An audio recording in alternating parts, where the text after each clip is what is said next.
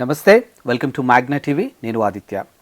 Bollywood star hero Saif Ali Khan మీద జరిగినటువంటి అటాక్తో ఒక్కసారిగా బీటౌన్ అంతా ఉలిక్కి పడింది. ఎందుకంటే గతంలో మనం చూసాము బాలీవుడ్ స్టార్ హీరో సల్మాన్ ఖాన్ మీద అటాకు, ఆ తర్వాత ఒక పొలిటీషియన్ చనిపోవటం, ఇదంతా కూడా లారెన్స్ బిష్నోయ్ ఆయన టీం చేశారనేది ఒకటి వచ్చింది. బట్ సైఫ్ అలీ ఖాన్ విషయంలో మాత్రానికి ఎవరు చేశారు, ఎందుకు చేయాల్సి వచ్చింది అనేది మాత్రం క్లారిటీ లేదు. దీని గురించి తెలుసుకునే ప్రయత్నం చేద్దాం.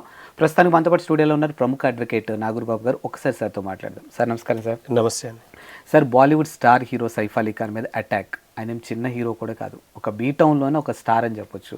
అలాంటి ఒక పర్సన్ ఇంట్లోకి ఒక దొంగ వెళ్ళి అతని మీద అటాక్ చేశాడు అని అంటే అసలు ముంబైలో ఏం జరుగుతుంది? అంటే శాంతి భద్రతలు నిజంగానే కరువు అయ్యాయా? అసలు ఏంటి? 15,000 కోట్ల ఆస్తి అండి సైఫ్ అలీ ఖాన్ది. పటోడి వంశస్థుడు. 15,000 కోట్లు అంటే సామాన్యమైన విషయం కాదు. తన బిల్డింగ్, నివసించే బిల్డింగు సుమారు 12 అంతస్తుల బిల్డింగ్లా మనకు కనిపిస్తూ ఉంది. 12 అంతస్తుల బిల్డింగ్లోకి ఒక దొంగ హై సెక్యూర్డ్గా ఉన్నటువంటి ఏరియాలోకి వెళ్ళి కింద నుంచి సైఫ్ అలీ ఖాన్ ఎక్కడున్నాడో, అంటే 12 ఫ్లోర్లలో ఏ ఫ్లోర్లో అయినా ఉండొచ్చు, ఎక్కడున్నాడో తెలుసుకొని రాత్రి 2 గంటలకు ఆయన డోర్లు ఓపెన్ చేసే ఉంటాయి అని తెలుసుకొని మరిగా వెళ్ళగలడా? నో పాసిబిలిటీ ఉందా? ఒక చిన్న ఇంట్లో దొంగతనం చేయాలంటేనే ఒక 4-5 గ్యాంగ్ వెళ్ళి ఇంట్లో ఉన్న వాళ్ళని బెదిరించి బీరువాలు పగలగొట్టి తీసుకెళ్తారు. అలాంటిది ఒక దొంగ హై సెక్యూరిటీ ఉన్నటువంటి ఏరియా, 12 అంతస్తుల బిల్డింగు, సైఫ్ అలీ ఖాన్ ఆ టైంలో 2 గంటలకు రూమ్ యాక్చువల్గా లాక్ చేసి ఉంటాయి డోర్స్ అన్నీ. మనం 10 గంటలకే తలుపులు వేసుకొని పడుకుంటాం. అలాంటిది అన్ని ఫ్లోర్లు ఎక్కి 12వ ఫ్లోర్లోనో ఏ ఫ్లోర్లో ఆ రూమ్లోనే అక్కడే ఉంటాడు సైఫ్ అలీ ఖాన్ అని ప్రేయర్ ఇన్ఫర్మేషన్ లేకుండా జరగదు. సో ఖచ్చితంగా ఇది కుట్రే, ప్లాన్డ్, హైలీ ప్లాన్డ్, ప్రొఫెషనల్గా ప్లాన్ చేశారు. ఏదో ఒక దొంగ ₹1,00,00,000 కోసం ఎక్కడికో వెళ్ళి చేశాడు అనేది అవాస్తవం. సైఫ్ అలీ ఖాన్ ఏ గదిలో ఉన్నాడు, ఏ అంతస్తులో ఉన్నాడు అనేది క్లియర్ ఇన్ఫర్మేషన్ ఉంది కాబట్టే అక్కడికి వెళ్ళాడు. ఇది కుట్ర, దీన్ని కుట్రగానే చూడాలి. ఇంకొక విషయాన్ని మనం చూడాలి. ఇప్పుడు ఒక చిన్న సెలబ్రిటీ ఇంట్లోనే కార్ డ్రైవర్స్, వీళ్ళంతా ఉంటారు. జనరల్గా హీరోస్ మన లైఫ్ స్టైల్ చూస్తూనే ఉంటాం. అక్కడ వాళ్ళకి పనిచేసే వాళ్ళకి కూడా క్వార్టర్స్ ఉంటాయి గదుల్లో. 12 అంతస్తుల బిల్డింగ్లో పనిచేసే వాళ్ళకి క్వార్టర్స్ లేవా? సైఫ్ అలీ ఖాన్కి కార్ డ్రైవర్స్ లేరా? ఉంటారుగా. ఆ డ్రైవర్స్కి క్వార్టర్స్ ఉండవా? సైఫ్ అలీ ఖాన్ గారి భార్యకి, నెక్స్ట్ వాళ్ళ పిల్లలకి, వీళ్ళంతా డ్రైవర్స్తో బయటికి వెళ్ళినా కానీ ఇంకా ఒక మినిమం ఒక 10 మంది డ్రైవర్ని మెయింటైన్ చేసేంత క్యాపబిలిటీ ఉన్నటువంటి వ్యక్తి ఆ బిల్డింగ్లో. అలాంటిది ఎవరు లేకపోవటం ఏంటి? ఆశ్చర్యం ఏంటిలా? ఆటోలో సైఫ్ అలీ ఖాన్ గారిని హాస్పిటల్కి తీసుకెళ్ళడం ఏంటి? ఏ డ్రైవరు లేకపోవడం ఏంటి? అంటే ఎవరు లేని టైం తెలుసుకున్నారా, లేకపోతే అక్కడ ఏదన్నా జరుగుతుంది అని ముందుగా పంపించేశారా? ఈ కోణంలో పోలీసులు ఇన్వెస్టిగేషన్ చేయాల్సిన నెసెసిటీ ఉంది. అండ్ ప్రస్తుతానికి దొంగనైతే వాళ్ళు, అంటే ఎవరైతే అటాక్ చేశారో అతన్ని పోలీసులు అయితే అరెస్ట్ చేశారు. సో దానికన్నా ముందు ఆయన భార్య కరీనా కపూర్ దగ్గర కూడా పోలీసులు స్టేట్మెంట్ తీసుకున్నారు. అంటే ఇంట్లో ఏమన్నా నగదు పోయిందా, గోల్డ్ పోయిందా అనే వేలో కూడా వాళ్ళు ఎంక్వైరీ చేశారు. ఆమె ఇచ్చిన స్టేట్మెంట్ కూడా రికార్డ్ చేశారు. ఇప్పుడు ఇతను దొరికాడు సార్.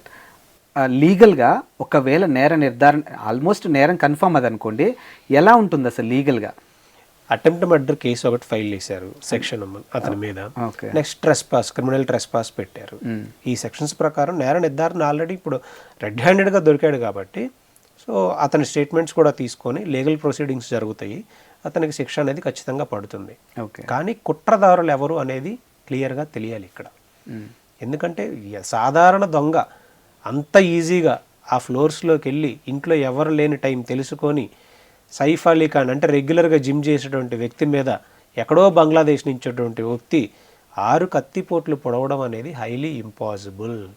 ఓకే, అక్కడ ఏదో హైడ్ చేసినటువంటి కంటెంట్ ఉంది, దాన్ని దాచిపెడుతున్నారు. అండ్ ఆ దొంగ కూడా నిన్న ఈవినింగ్ ఏమో దొరికినట్టున్నాడు. సో ఇప్పటి వరకు కూడా పోలీసులు అతని దగ్గర నుంచి ఎలాంటి ఇన్ఫర్మేషన్ కూడా బయటికి రిలీజ్ చేయలేదు. మనకి చిన్న సీసీటీవీ ఫుటేజ్ మాత్రమే వచ్చింది. 2-3 బయట అతను గూగుల్ పే ఒక షాప్ దగ్గర పే చేస్తూ దాని ద్వారా లైట్ వేస్తే పారిబాబోయాడు, పట్టుకున్నారని చెప్తున్నారు.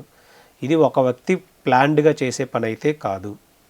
అండ్ ఆ ఒక్క సీసీటీవీ ఫోటేజ్ ఇచ్చారు కానీ ప్రతి ఫ్లోర్కి సీసీటీవీ ఫోటేజ్ ఉంటుంది అండ్ ఎంట్రన్స్లో ఉంటుంది. అది హైలీ సెక్యూర్డ్ ఏరియా. వాళ్ళ స్టాఫ్ ఏమయ్యారు, బౌన్సర్స్ ఏమయ్యారు, డ్రైవర్స్ ఏమయ్యారు, డ్రైవర్స్ క్వార్టర్స్లో ఉండాల్సిన వాళ్ళు ఎందుకు లేరు? ఇదంతా ప్లాన్డ్గా అనిపించడంలా. ఆ టైంకే తన భార్య బయటికి వెళ్ళడం, తన భార్య ఇంట్లో లేకపోవటం, పిల్లలు చూసుకోవడానికి కొంతమంది చిన్న బాబుని చూసుకోవడానికి ఆయాలు ఉండడం ఏంటి, ఆయాల మీద కూడా దాడి చేయడం ఏంటి, ₹1 కోటి డబ్బు అడిగినట్టు ఆ డబ్బు ఇవ్వలేదన్నట్టు సృష్టించడం ఏంటి, నిజంగా సైఫ్ అలీ ఖాన్కి ₹1 కోటి ఏమన్నా ఎక్కువ? ఇదంతా ఒక స్టోరీలా కనిపిస్తుంది ఓకే క్లియర్గా.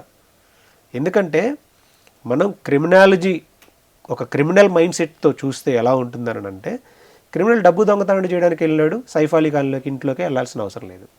వాడికి ఆ రోజు డబ్బు కావాలి, ఎవడింట్లో అయినా దొరుకుతాడు, ఎవడి పీక మీద అయినా కత్తి పెడతాడు, ఎంత దొరికితే అంత తీసుకొని వెళ్ళిపోతాడు. అంత హై సెక్యూరిటీ ఏరియాలోకి ఎలా వెళ్తాడు ఫస్ట్? ఒక వ్యక్తే. ఇన్ని సీసీ కెమెరాలు ఉంటే కేవలం ఒక సీసీ కెమెరాలోనే అతని ఫోటోస్ బయటకు వచ్చింది, మిగతా సీసీ కెమెరాలన్నీ ఎందుకు రాలేదు? అతను సైఫ్ అలీ ఖాన్ డోర్ తెరుచుకొని దొంగ నువ్వు రా అని వెయిట్ చేస్తూ ఉన్నాడా? టైం ఎంత అవుతుంది సీసీటీవీ ఫుటేజ్లో? 2 గంటలకి డోర్లు ఓపెన్ చేసి ఉంటాయా? మీ ఇంట్లో ఓపెన్ చేసి ఉంటాయా?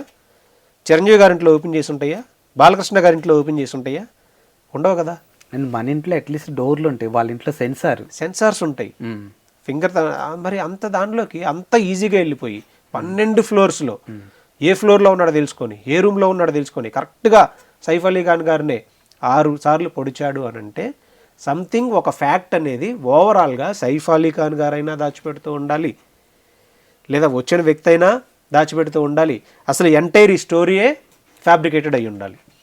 దాడి జరగడం వాస్తవం, కానీ ఎందుకు జరిగింది అనేది ఇన్వెస్టిగేషన్లో తేలాల్సిన నెసిటీ ఉంటుంది. సో ఖచ్చితంగా ఇంటి దొంగ అయ్యి ఉండొచ్చు, ఇంటి దొంగ అయ్యి ఉండొచ్చు, బయట దొంగ అయ్యి ఉండొచ్చు, అతను వచ్చిన పర్పస్ వేరే అయ్యి ఉండొచ్చు, వాళ్ళిద్దరికీ జరగాల్సిన డీలు కుదరకపోయి ఉండకపోవచ్చు, ఎనీథింగ్. అది ఏంటి అనేది ఇన్వెస్టిగేషన్ ఆఫీసర్స్ తేల్చాల్సిన నెసిటీ ఉంది. అంటిల్ అప్పటి వరకు మనం వెయిట్ చేయాల్సిందే. ఓకే, అంటే ఇప్పుడు ఈ అంశాన్ని బేస్ చేసుకొని కొన్ని గతంలో జరిగిన లింక్ చేస్తూ ఉన్నారు సార్. ఒకటి సల్మాన్ ఖాన్ మీద attack and Baba Siddique politician చనిపోవటం, ఇదంతా కూడా లారెన్స్ బిష్నోయ్కి సంబంధించిన వాళ్ళు చేశారు. వాళ్ళు అఫీషియల్గా అనౌన్స్ చేశారు, అవును మేమే చేశామని చెప్తున్నారు. బట్ ఇక్కడ మాత్రం వాళ్ళు ఎలాంటి స్టేట్మెంట్ కూడా పాస్ చేయలేదు. బట్ దాన్ని దీనికి లింక్ చేస్తూ మాట్లాడుతున్నారు. అంటే ఇవన్నీ ఊహాగానాలు మాత్రమే. లారెన్స్ బిష్నోయ్ గాంగా వాళ్ళైతే క్లెయిమ్ చేస్తారు, అవును, ఇంకా ఎవరు క్లెయిమ్ చేయలేదు. ఇప్పుడు ఇతని స్టేట్మెంట్ ఏంటో ఇంతవరకు ఇప్పటికి బయటకు రాలేదు. తన స్టేట్మెంట్ బయటకు వచ్చిన తర్వాత కానీ మనకు తెలియదు. Thank you sir. Thank you so much.